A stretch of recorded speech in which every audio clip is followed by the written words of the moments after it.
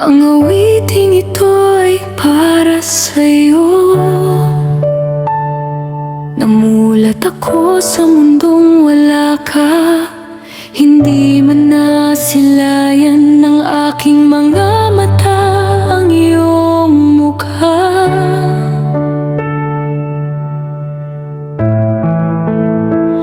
Ikaw ang unang pangungulilang tumahan sa aking puso, isang pangalang hindi ko man naibulong sa harap mo.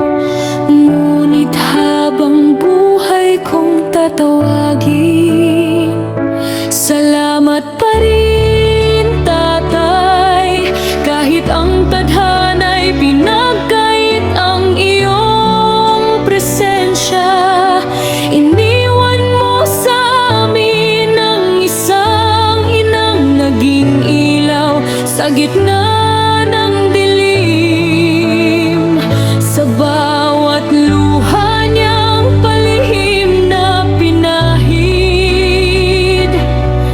nabuo ang aming kinabukasan.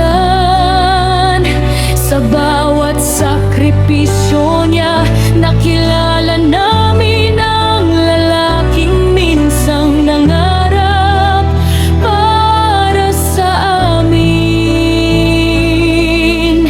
Habang ang iba'y pinatutulog ng mga kwentong fairy tale, kami lumaki sa mga kwentong may luha at pag-asa.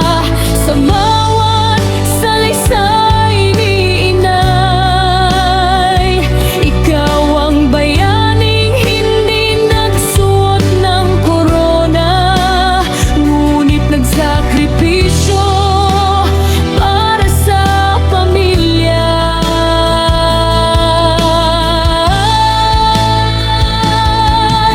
Hindi man kita nakilala sa pag-iyakap, nakilala kita sa pagmamahal. Hindi man kita narinig na tumawag sa aking pangalan, narinig kita sa bawat panalangin iniiyak ni Inay. At sa bawat tibok ng puso ko, may bahagi mong patuloy na nabubuhay. Sapagkat ang kamatayan ay kayang paghiwalayin ang katawan, ngunit hindi ang pagmamahal ng isang ama. Marahil ay hindi ko maunawaan ang lahat ng plano ng Diyos, ngunit alam kong walang pagkakamali ang kanyang kalooban. Tinawag ka man niyang mas maaga, iniwan niyang buhay ang alaala mo sa aming puso. Isang pag-asang hindi kailanman mamamatay. Hindi man tayo nagkaroon ng pagkakataong magkasabay maglakad o maramdaman ang init ng iyong yakap, bit-bit pa rin kita sa bawat hakbang ng aking buhay. Ikaw ang pinakamahal kong alaalang hindi ko man nasilayan, at ang pinakamasakit na pagkawala ng isang taong hindi ko man lubos na nakilala.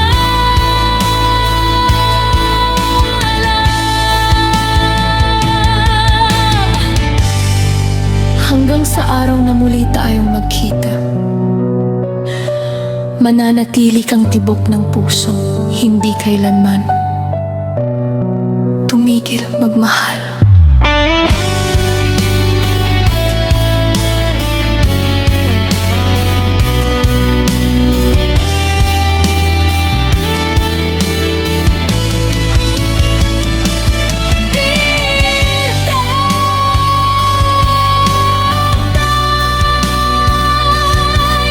Hindi man kita nakita sa aking mga mata,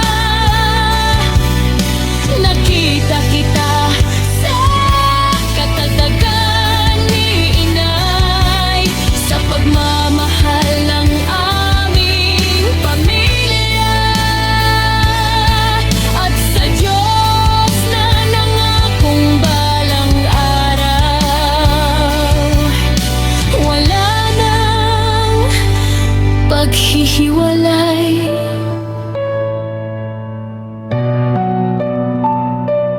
Dear Tatay, we love you.